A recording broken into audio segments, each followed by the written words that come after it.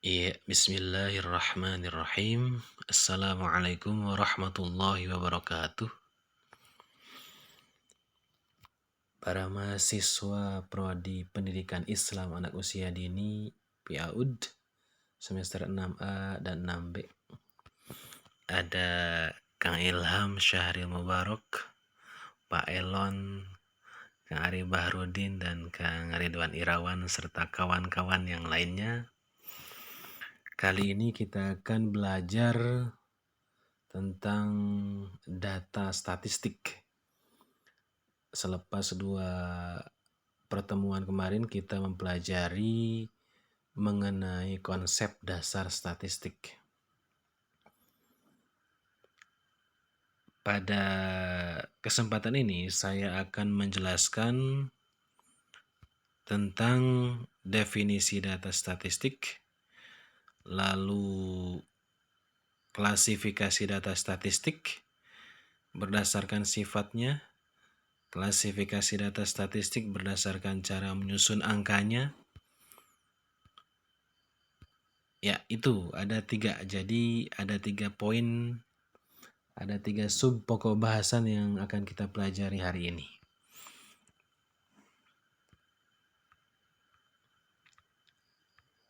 Langsung saja ke slide pertama setelah judul.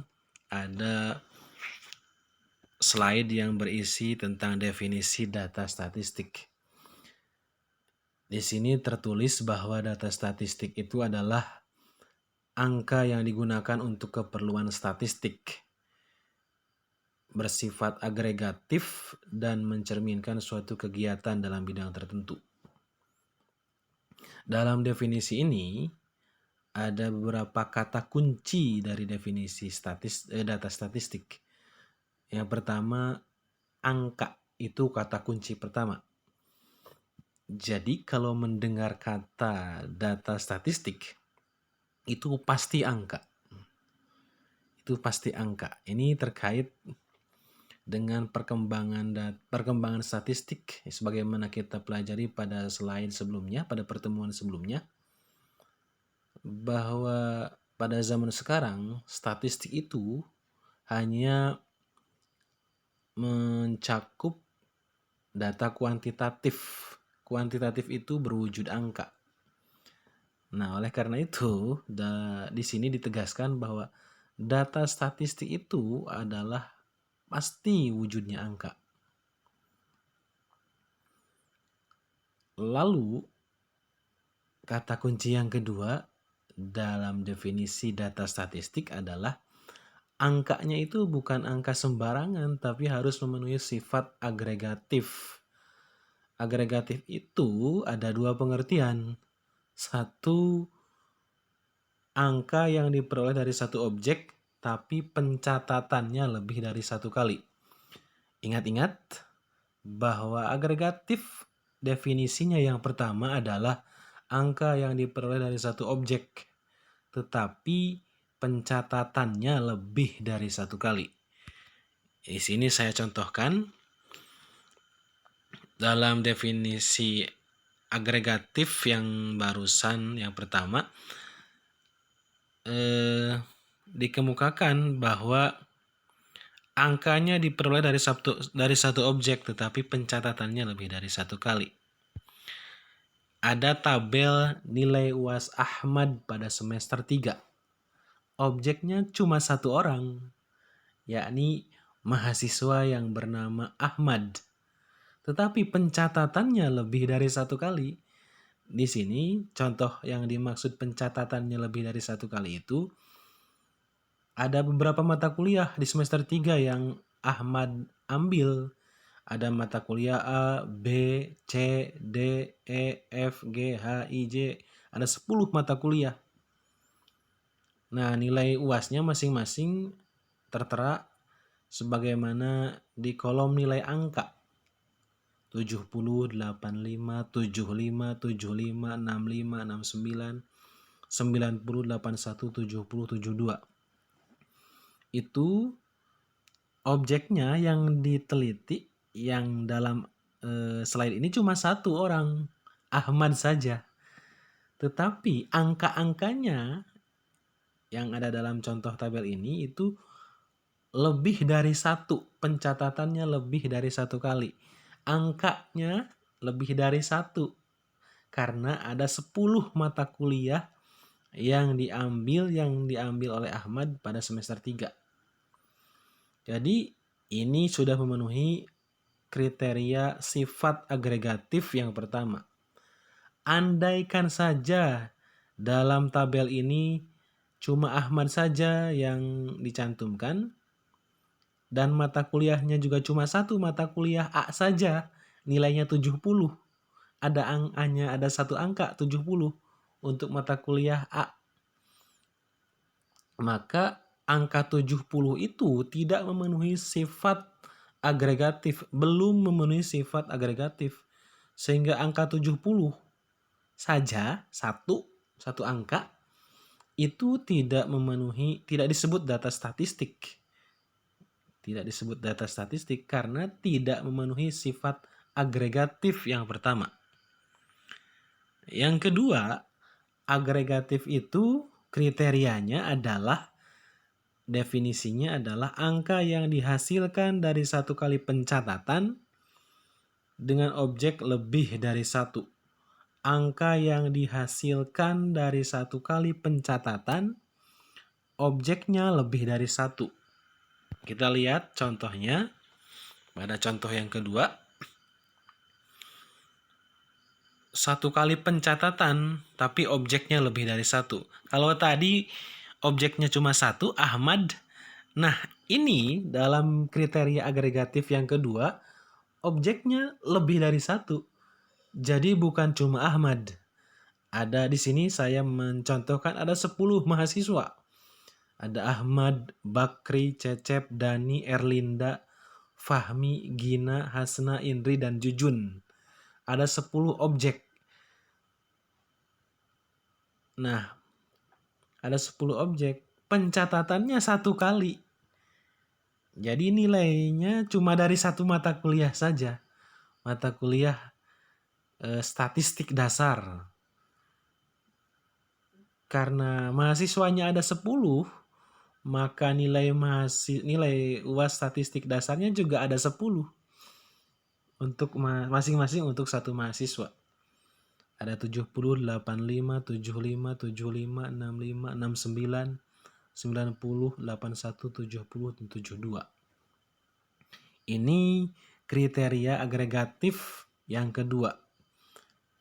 Mohon cermati dan bedakan dengan kriteria agregatif yang pertama. Pokoknya, intinya, kalau hanya ada satu angka, maka angka itu tidak bisa disebut sebagai data statistik. Itu tegasnya itu. Berikutnya,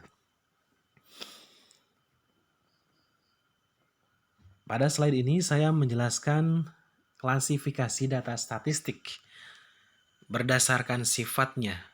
Nah, berdasarkan sifatnya, data statistik itu ada yang disebut data kontinu dan ada juga yang disebut data diskrit. Secara sederhana, masing-masing saya definisikan bahwa data kontinu itu adalah data yang bisa didesimalkan.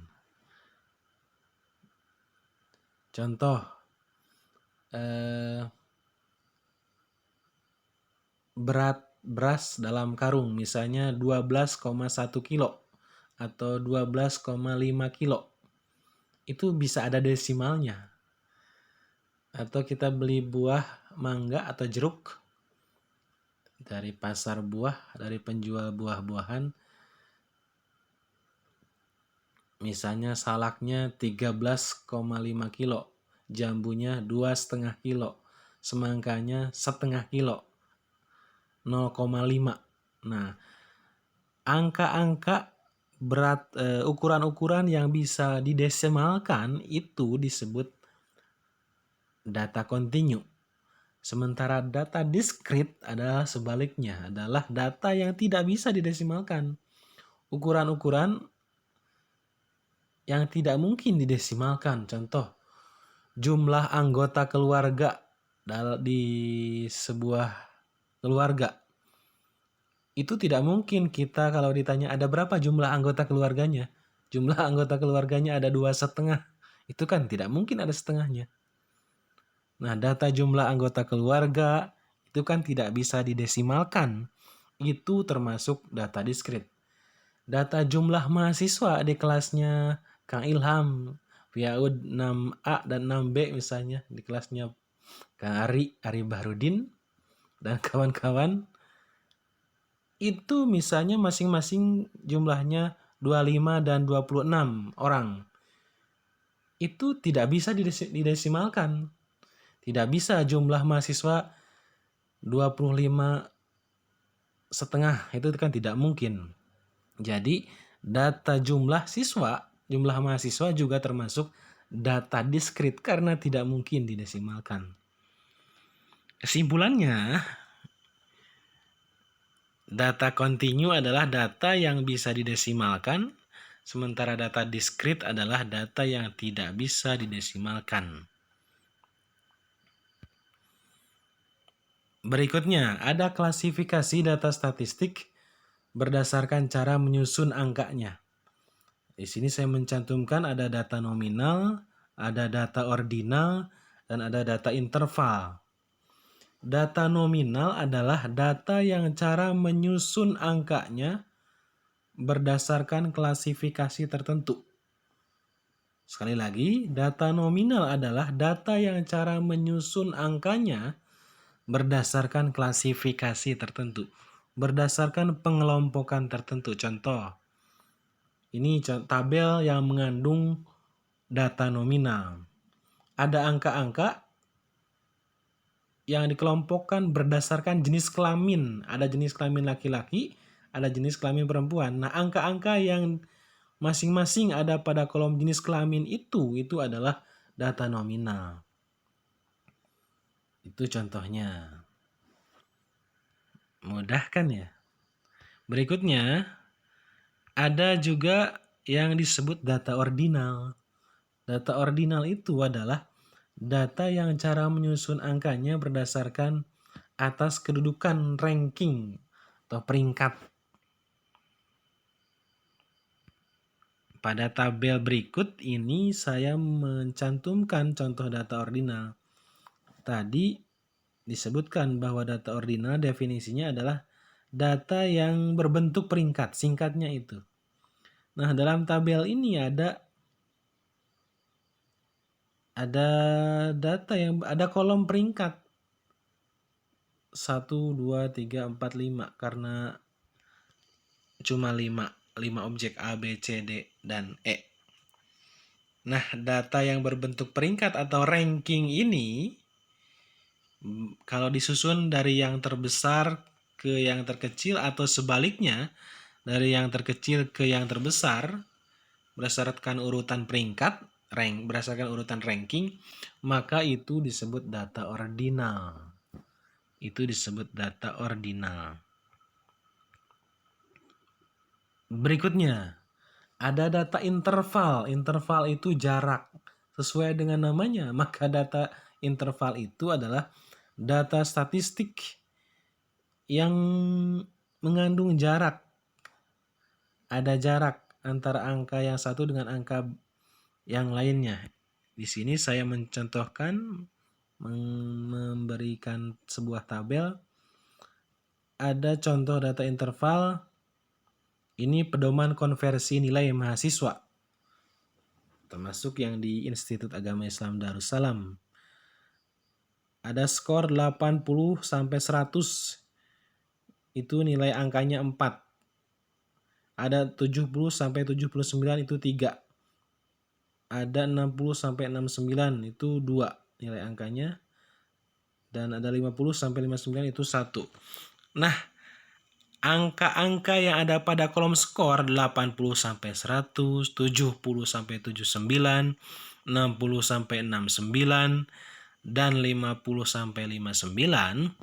itu adalah data interval karena mengandung jarak. Ada jarak. Skor 80-100 itu kan ada jarak. Ada jaraknya. 20. Iya. Pokoknya yang ada jarak-jaraknya itu adalah data interval. Itu data interval. Ya, saya kira ini saja materi yang disajikan untuk pertemuan kali ini, dan semoga bermanfaat. Mohon disimak baik-baik oleh para mahasiswa sekalian, karena nanti akan ada pertanyaan, akan ada soal terkait materi kita kali ini. Ya, sekian saja. Terima kasih atas perhatiannya. Hasbunallah wa ni'mal wakil. Wassalamualaikum warahmatullahi wabarakatuh.